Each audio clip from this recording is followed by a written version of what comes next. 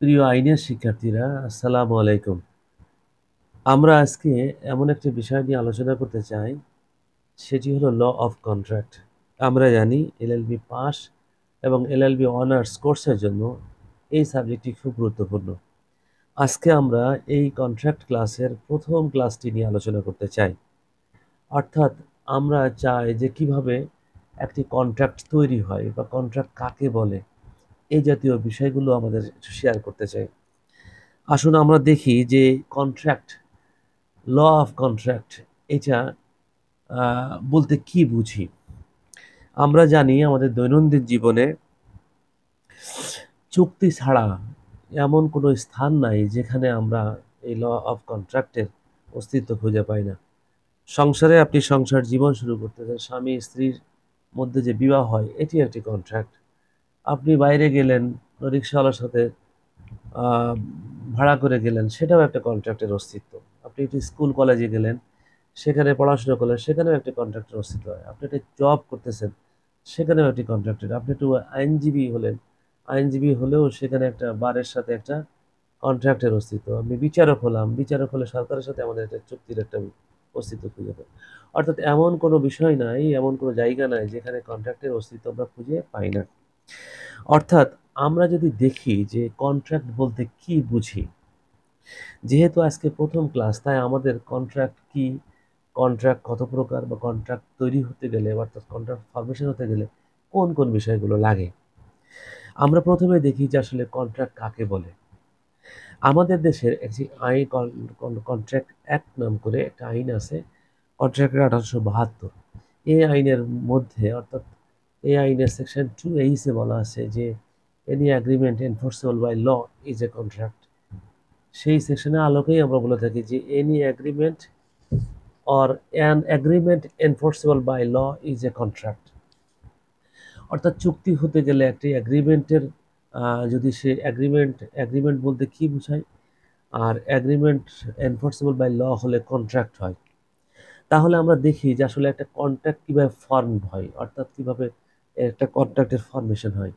আসুন আমরা দেখি, একটু বোর্ডে খেয়াল করলেও আমরা এটা বুঝতে পারবো। সেটা হলো, একটু খেয়াল করুন, আমরা একটু বোর্ডে দেখি যে আমরা ল অফ কন্ট্রাক্টের কন্ট্রাক্ট, কন্ট্রাক্ট ফরমেশন ক্ষেত্রে একটু খেয়াল করুন যে আমি প্রথমে লিখেছি agreement enforceable by law, second লিখেছি যে অ্যাগ্রিমেন্টের নিচে লিখেছি প্রমিস এবং কনসিডারেশন, আর প্রমিসের সাথে লিখেছি যে অফার এবং অ্যাকসেপ্টেন্স। একটু যদি খেয়াল করে দেখি যে অফার এবং অ্যাকসেপ্টেন্স মিলে হয় প্রমিস, প্রমিস এবং কনসিডারেশন মিলে হয় অ্যাগ্রিমেন্ট, আর অ্যাগ্রিমেন্ট যখন এনফোর্সেবল বাই ল হয় তখন তাকে কন্ট্রাক্ট বলা হয়। আমরা এনফোর্সেবল বাই ল হতে গেলেও সেখানেও 5টা ক্রাইটেরিয়ার কথা বলে থাকি। সেটা হলো যে কম্পিটেন্সি অফ পার্টিস, যেটাকে আমরা বলি ক্যাপাসিটি টু পার্টিস। আবার বলে থাকি যে ফ্রি কনসেন্ট। তারপরে বলে থাকি যে lawful object, lawful consideration, and last বলে থাকি not barred by any other ল।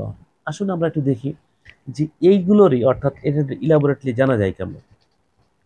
আমি যখন কোনো কন্ট্রাক্ট ফর্ম করতে যাব, ফর সে আপনি এনি টাইপস অফ কন্ট্রাক্ট, আপনি গাড়ি কিনতে গেলেন, তো গাড়ি কিনতে গেলে আপনি বলবেন না যে ভাই গাড়িটা কত, বা গাড়িটা আপনি বিক্রি করবেন কিনা।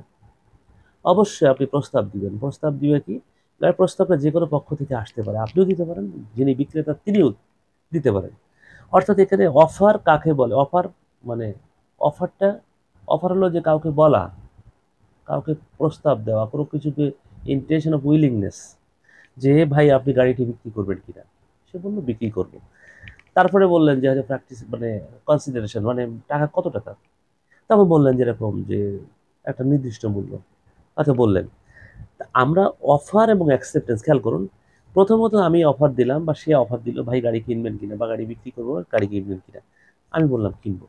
তাহলে অফার এবং অ্যাকসেপ্টেন্স, তখন অফার এবং অ্যাকসেপ্টেন্সের প্রশ্ন এসে যাবে, দুইটা অ্যাড হবে, তখন সেটা হবে প্রমিস। বাংলাতে বলে এটাকে প্রতিজ্ঞা। আমরা প্রতিজ্ঞার সাথে সাথে, প্রতিজ্ঞার সাথে যখন আমরা সেটার প্রাইস নিয়ে কথা বলা হয়, প্রাইস, যে ভাই আপনার গাড়িটার দাম কত, সে বলল যে 2 লাখ টাকা। তখন যদি দামটা যদি অ্যাডজাস্ট হয়, মানে দুটার একমত হয়, তাহলে এই প্রমিস এবং কনসিডারেশন মিলে হবে অ্যাগ্রিমেন্ট। খেয়াল করুন, অ্যাগ্রিমেন্ট, অ্যাগ্রিমেন্ট মানে কিন্তু এক ধরনের কি চুক্তির পূর্ণরূপ, অ্যাগ্রিমেন্ট। আর বলা হচ্ছে যে এগ্রিমেন্টের যখন এনফোর্সেবল বাই ল হবে তখন সেটাকে কন্ট্রাক্ট হিসেবে গণ্য করব। আমরা এনফোর্সেবল বাই ল হতে গেলে আমরা কিন্তু খেয়াল করে দেখুন ক্যাপাসিটি অফ পার্টিস খেয়াল করুন। আমরা এটা খেয়াল করবেন সবসময়ের জন্য যে ক্যাপাসিটি অফ পার্টিস এটা হলো যে আমাদের দেশের কোনো ছেলে বা মেয়ে অ্যাডাল্ট হতে গেলে তাকে অবশ্যই অবশ্যই 18 বছর ক্রস করতে হবে। এটা মেজরিটি অ্যাক্ট অনুযায়ী আমাদেরকে এই বিষয়টি মাথায় রাখতে হবে যে যদি আপনি যদি মাইনরের সাথে যদি কন্ট্যাক্ট করেন তাহলে মাইনরের সাথে কন্ট্যাক্ট করলে যদি কন্ট্রাক্ট কিন্তু এনফোর্সেবল বাই ল হয় না। কারণ মাইনর 15 বছরের ছেলে মানে 18 বছরের নিচে যদি কেউ হয় তাহলে তার সাথে কি কন্ট্রাক্ট করা যায় না, মানে ক্যাপাসিটি হয় নাই, অর্থাৎ তার যোগ্যতা হয় নাই। খেয়াল করতে হবে আমরা কিন্তু পাগলের সাথে কন্ট্যাক্ট করতে পারি না, কারণ পাগলের সাথে কন্ট্যাক্ট করলে সেই কন্ট্রাক্টকে এনফোর্সেবল বাই ল হয় না। এই জন্য ক্যাপাসিটি মারাত্মক গুরুত্বপূর্ণ জিনিস। ক্যাপাসিটি অফ পার্টিস এটা খুবই গুরুত্বপূর্ণ, এটাকে আমরা বলেছি কম্পিটেন্সি অফ পার্টিস আর ক্যাপাসিটি টু পার্টিস। খেয়াল করতে হবে যে এই ক্যাপাসিটি না হলে পাগলের সাথে কন্ট্যাক্ট করা যায় না। তবে এটা ব্রিটিশ ল এবং বাংলাদেশি ল এর ভিতরে একটু ডিফারেন্সিয়েট আছে, অর্থাৎ পার্থক্য আছে। সেটা হলো যে যদি পাগল যদি পুরো বছর পাগল থাকে, কিছু সময় যদি ভালো হয় অর্থাৎ 6 মাস ভালো থাকে, তাহলে সেই ক্ষেত্রে কিন্তু আমরা 6 মাস ভালো থাকলে ওই সময় যদি কোনো কন্ট্রাক্ট করা হয় তাহলে সেইটা কোনো ক্ষেত্রে কোনো ক্ষেত্রে সেটাকে ভ্যালিড বলা যায়। তবে রিস্ক নেওয়া যাবে না, এই জাতীয় রিস্ক নেওয়া যাবে না। কারণ হলো কি যে খেয়াল করতে হবে যে আমাদের দেশের আইন অনুযায়ী, আমাদের দেশের এই মানে বৈশিষ্ট্য অনুযায়ী সুস্থ সবল 18 বছর ক্রস করেছে এরকম ব্যক্তির সাথে চুক্তি করাটাই উল্লেখযোগ্য, অর্থাৎ গুরুত্বপূর্ণ করতে হবে। আমরা এরপরে দ্বিতীয় যে এলিমেন্টসের কথা বলি, এনফোর্সেবল ল হতে গেলে ফ্রি কনসেন্ট হতে হবে। দেখুন ফ্রি কনসেন্ট হওয়ার ক্ষেত্রে আমরা কিন্তু এটাকে আমরা ফ্রি কনসেন্টের কথা বলছি, ফ্রি মানে মুক্ত মত দিতে হবে। এই মুক্ত মত দিতে গেলেও কিন্তু কতগুলো ক্রাইটেরিয়া ফলো করতে হয়। অর্থাৎ ফ্রি কনসেন্ট আমি আপনাকে বললাম, পিস্তল দিয়ে বললাম যে ভাই সই করেন, দলিল লিখে দেন আমাকে, বা গাড়িটা আপনাকে দিতে হবে আপনাকে এই দাবি করে, এটা হলো এই জাতীয় বল প্রয়োগ করা যাবে না। বল প্রয়োগ করলে ফ্রি কনসেন্ট হয় না। আবার যদি আপনি আনডিউ ইনফ্লুয়েন্স অযাচিত প্রভাব বিস্তার করেন, আনডিউ ইনফ্লুয়েন্স করে কিন্তু কোনো কনসেন্ট নিলে সেই কনসেন্টটাকে ফ্রি কনসেন্ট বলা যায় না। আবার এরকম যে যদি কোনো কন্ট্রাক্ট করতে হয় তাহলে সেই ক্ষেত্রে ভুল তথ্য দেওয়া যাবে না, মিস রিপ্রেজেন্টেশন করা যায় না। মিস রিপ্রেজেন্টেশন করলে মানে মিথ্যা বর্ণনা দেওয়া যায় না। মিথ্যা বর্ণনা দিলে সেটা মনে করেন যে আপনি আমাকে একটা গাড়ি বিক্রি করে দিচ্ছেন, কিন্তু গাড়ির মানে সম্পর্কে হয়তো আমি কিছুটা অনবজ্ঞ, আপনি জানেন, আপনি ভুল ব্যাখ্যা দিলেন, ভুল বর্ণনা দিলেন, বললেন যে আমার গাড়ির এই আছে সেই আছে ইত্যাদি ইত্যাদি। এই জাতীয় তথ্য দিয়ে যদি আপনি আমার সাথে চুক্তি করেন তাহলে আলটিমেটলি এই চুক্তিটি বলবৎ হবে না, বিকজ এটা নট এনফোর্সেবল বাই ল। আবার যদি ফ্রড করেন, ফ্রড করলেও সেটি ফ্রি কনসেন্ট বলা যায় না। ফ্রড করে যদি আপনি চুক্তিতে আসেন তাহলে সেটাকে আমরা ফ্রি কনসেন্ট বলতে পারি না। আমাদের তারপরে বলেছে লফুল অবজেক্ট। ফ্রি মানে এনফোর্সেবল ল হতে গেলে ফ্রি কনসেন্ট, ফ্রি যেমন গুরুত্বপূর্ণ, লফুল অবজেক্ট খেয়াল করবেন। লফুল অবজেক্ট বলতে যেমন দেখা যাচ্ছে কি যে হয়তো আপনি গাড়ির কথাই বললেন যে আমি গাড়ি কিনবো, আপনি 2 লাখ টাকা, আমি বললাম ভাই 2 লাখ টাকা না, আপনাকে 2 কেজি হিরোইন দেবো। এটা লফুল মানে কনসিডারেশন না, লফুল অবজেক্ট না।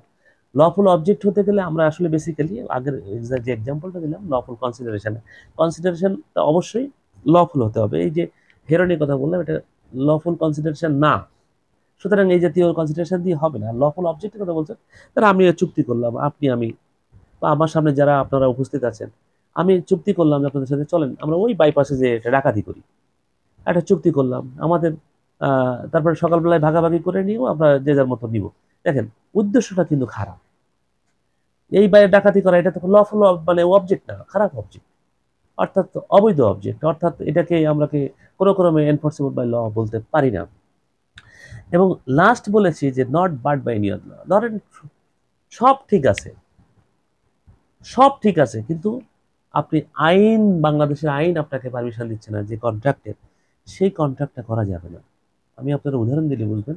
আমরা ধরেন হুন্ডির ব্যবসা করি, যে মালয়েশিয়াতে আসে সে আমাকে এখানে হুন্ডির মাধ্যমে, হুন্ডিতেও একটা ধরনের কন্ট্রাক্ট হয়, কারণ মোবাইল ফোনে আপনি টাকা পাঠাচ্ছেন মানে সরকারি কর ট্যাক্স ফাঁকি দিয়ে। এটা কিন্তু করলে মানে বলতে হচ্ছে সরকারি যে আইন আছে, সরকারি যে বিধিবিধান আছে সেটা যদি বাধাগ্রস্ত, সেই দৃষ্টিতে যদি আপনাকে যে চুক্তিটি বাধাগ্রস্ত করবে সেই চুক্তিটি আপনি করতে পারেন না, সেটা এনফোর্সেবল ল হবে না। অর্থাৎ কোনো চুক্তি করতে গেলে, এনফোর্সড বাই ল হতে গেলে বা not barred by any other law হতে গেলে অবশ্যই অবশ্যই বাংলাদেশের আইনে অনুযায়ী বৈধ হতে হবে, এবং অন্য কোনো আইনে যদি নিষিদ্ধ থাকে তাহলে সেই চুক্তিটি করা যাবে না।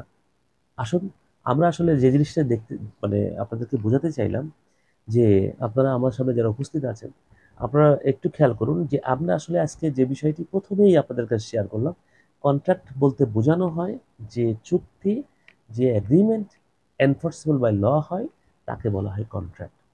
তাহলে এই আলোকে এই যে আমাদের কন্ট্রাক্ট অ্যাক্টের বিধান মোতাবেক এই বিধিবিধানগুলো মান্য করে আমরা যে চুক্তিটি করে থাকি সেটাকেই বলা হয় কন্ট্রাক্ট।